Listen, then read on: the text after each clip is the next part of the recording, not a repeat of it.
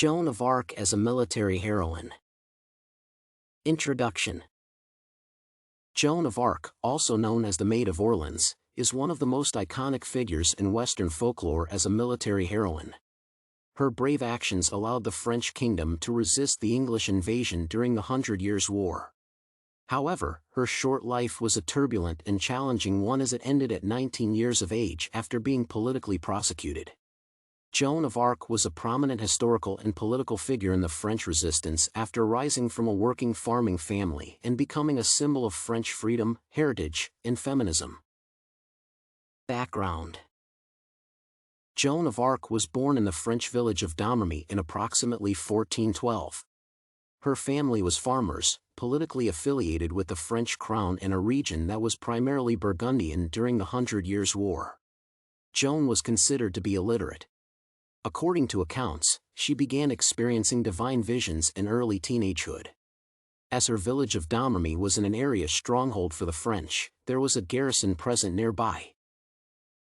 She attempted twice to gain the attention of the commander, rejected until she was able to predict an outcome of a battle before messengers arrived. Finally, with the persuasion of two captains who respected her determination and piety, Joan was allowed to join the garrison.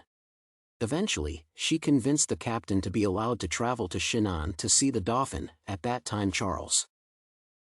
Military service. Upon gaining an audience with Charles, Joan told him of the visions and begged him to allow her to lead his troops into battle against the English forces. She promised him a victory at Reims where he would be crowned. After being questioned by allied theologians, Joan was entrusted to go into battle with the French troops and wrote letters of defiance to the English. In 1429, several hundred men set out for Orleans, a city that had been controlled by the English for over a year. After initially falling back, Joan suddenly decided to attack the city. Arriving at an already ongoing skirmish, her bravery and leadership allowed the French to rapidly capture several vital strongholds in the area. It was the first major victory of the French army in 13 years as English forces were eventually pushed out of their base at the fort of La Tourelle. Many saw the victory at Orleans as a sign that Joan of Arc was a messenger of God. She reunited with Charles and encouraged him to travel to Reims to be coronated. Several other minor battles were won to clear the path. The Dauphin was crowned, becoming King Charles VII. Joan famously kneeled before him, calling him king, and later recounted visions of light shining down upon the coronation.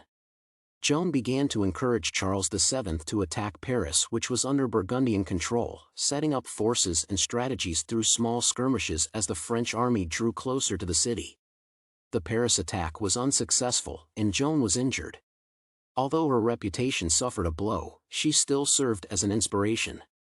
Charles VII retreated and most of the army was disbanded for the time. Joan, along with her brothers, a small company of men, traveled to various cities such as Bourges, Reims, and Brie to protect them from the re-engaged Duke of Burgundy that sought to recapture territory. Political prosecution and death. During a battle in northern France in the town of Compiègne, Joan was inadvertently surrounded and captured during a nighttime siege.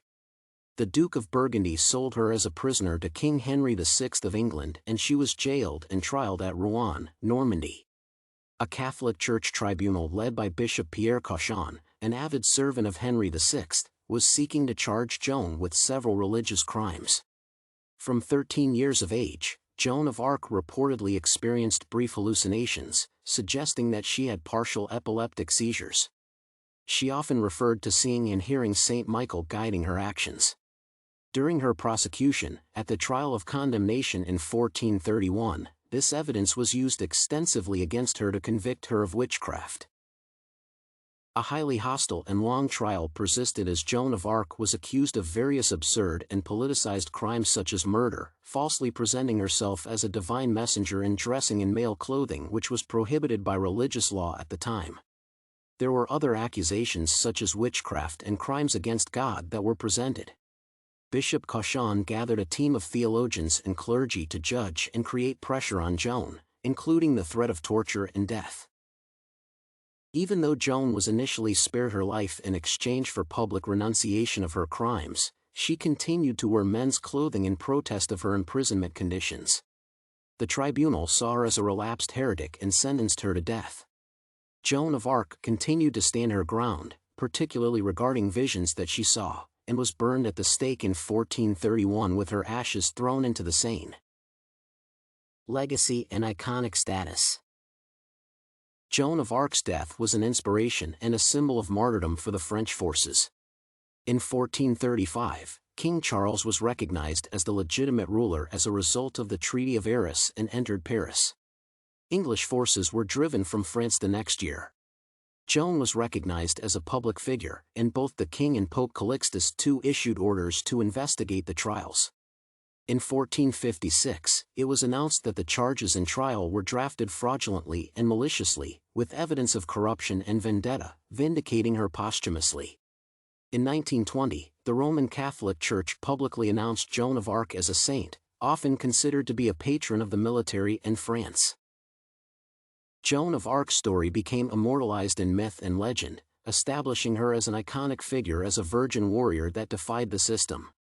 She became a hero in France, later becoming a national symbol on the orders of Napoleon himself.